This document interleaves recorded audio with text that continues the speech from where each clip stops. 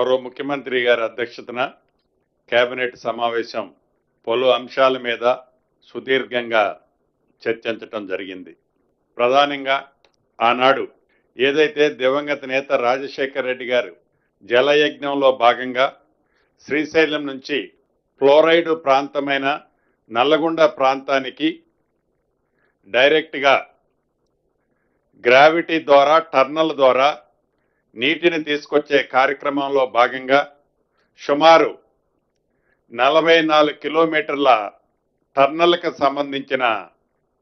అంశాన్ని, కొంత గ్రావిటీ కెనాల్ని ఆనాడు దివంగత నేత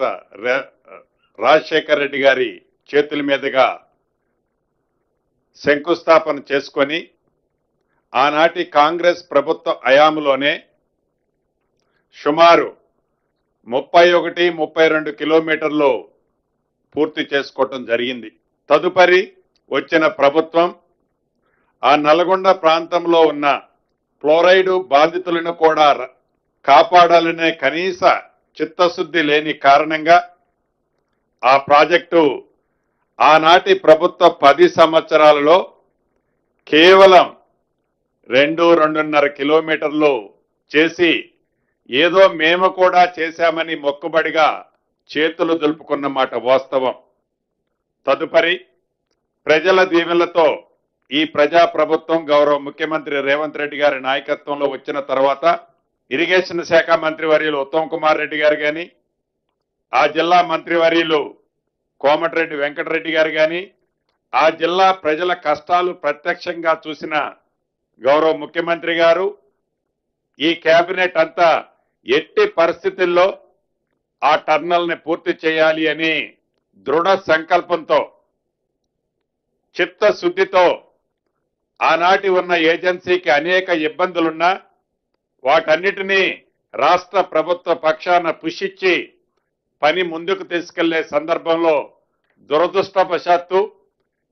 ఇదే సంవత్సరం ఆ సొరంగ మార్గంలో అనుకోని పరిస్థితుల కారణంగా కొలాప్స్ అయి సుమారు 10-11 మంది చనిపోయిన సందర్భం కూడా మనం చూసాం. తదుపరి పరిపరి విధాలు ఆలోచించిన తర్వాత ప్రపంచంలోనే ఇది అతి పొడవైన సొరంగ మార్గం. దీన్ని ఎట్టి పరిస్థితుల్లో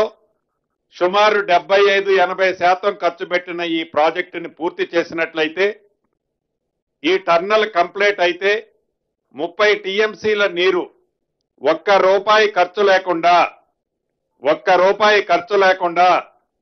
ఫ్లోరైడ్ ప్రాంతమైన నల్లగొండ ప్రాంతాన్ని ఫ్లోరైడ్ రహిత ప్రాంతంగా చేయటంతో పాటు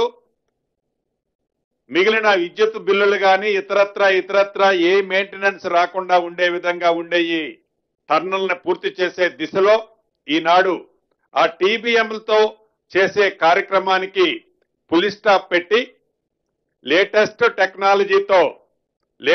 టెక్నాలజీతో ఒక్క రూపాయి కూడా రాష్ట్ర ప్రభుత్వానికి అదనంగా ఖర్చు కాకుండా ఉండే విధంగా అదే ఏజెన్సీతో రాబోయే 2026 చివరి కానీ 2027 స్టార్టింగ్ లోపు ఈ ప్రాజెక్టుని పూర్తి చేయాలి అని ఈనాడు కేబినెట్ నిర్ణయించిందనేది ఈ వేదిక ద్వారా నల్లగొండ జిల్లా, ఉమ్మడి నల్లగొండ జిల్లా ప్రజలకి తెలియజేయటం జరుగుతుంది. అదే రకంగా స్థానిక సంస్థ ఎన్నికలకు సంబంధించిన అంశం గురించి ఏదైతే ఈనాడు చాలా సుదీర్ఘంగా దీని మీద కూడా చర్చ జరిగింది. ఆనరబుల్ హైకోర్టు ఇచ్చిన ఆదేశాల అనుసారము తర్వాత చిత్తశుద్ధితో బీసీ వర్గాలకు 42% ఇవ్వాలని ఈ రాష్ట్ర ప్రభుత్వ ఆలోచనల్ని ఇంప్లిమెంటేషన్ చేయాలని సుప్రీంకోర్టుకు కూడా ఈ రాష్ట్ర ప్రభుత్వం అప్పీల్ చేసిన తర్వాత అక్కడ సుప్రీంకోర్టు నుంచి వచ్చిన తీర్పుని ఆధారంగా మళ్ళీ హైకోర్టుకే రిఫర్ చేయడం జరిగింది. హైకోర్టులో వచ్చే నెల 3వ తారీఖు నాడు మళ్ళీ దీని మీద న్యాయస్థానం ముందుకి ఈ కేసు రానున్నది కాబట్టి 3వ తారీఖు వచ్చే న్యాయస్థానం మీదకి వచ్చిన తర్వాత ఆ డిబేట్ని బట్టి స్థానిక సంస్థ ఎన్నికల్ని నిర్ణయం తీసుకోవాలన్నది రాష్ట్ర ప్రభుత్వం ఈ రోజు ఈ కేబినెట్ లో నిర్ణయిస్తూ మళ్ళీ 7వ తారీఖు నాడు కేబినెట్ ని జరపాలని కూడా ఈ రోజే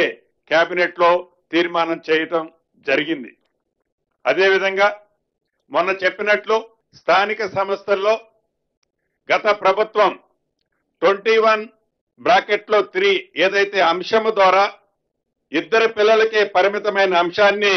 ఈ రోజు కేబినెట్ లో మొన్న రాష్ట్ర కేబినెట్ లో డిస్కషన్ జరిగింది. దీన్ని ఈ రోజు కేబినెట్ లో ఆమోదించడం కూడా జరిగిందని రాష్ట్ర ప్రజలందరికీ కూడా తెలియజేయడం జరుగుతుంది. దీన్ని ఎందుకంటే అసెంబ్లీ లేదు, ఇది చట్టం కాబట్టి ఆర్డినెన్స్ ద్వారా కేబినెట్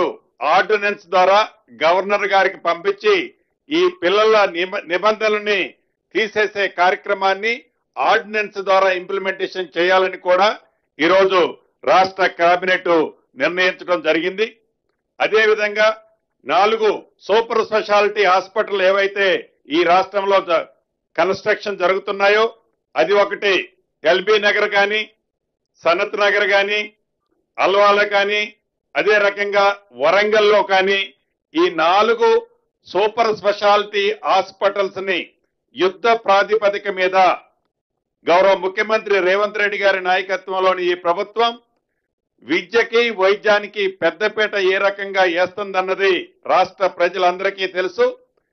వైద్యకానికి సంబంధించిన ఈ అంశం పట్ల ఏదైనా అడ్డంకులున్నా ఎమ్మటే క్లియర్ చేస్తూ వీలైనంత తొందరలో ఈ 4 సూపర్ స్పెషాలిటీ హాస్పిటల్ ని విత్ ఎక్విప్మెంట్ తో కంప్లీట్ చేయాలని కూడా కేబినెట్ లో దాని గురించి సుదీర్ఘంగా చర్చించుకోవటం జరిగింది.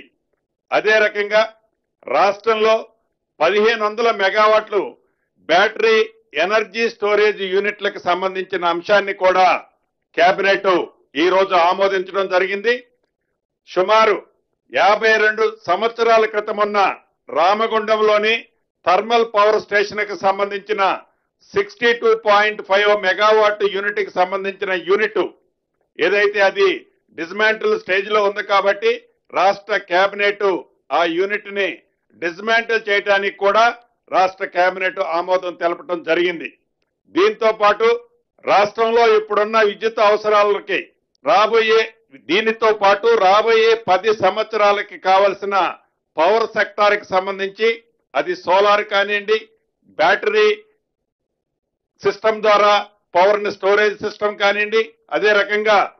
రివర్స్ పంపింగ్ కార్యక్రమం ద్వారా క్యూములేటివ్ గా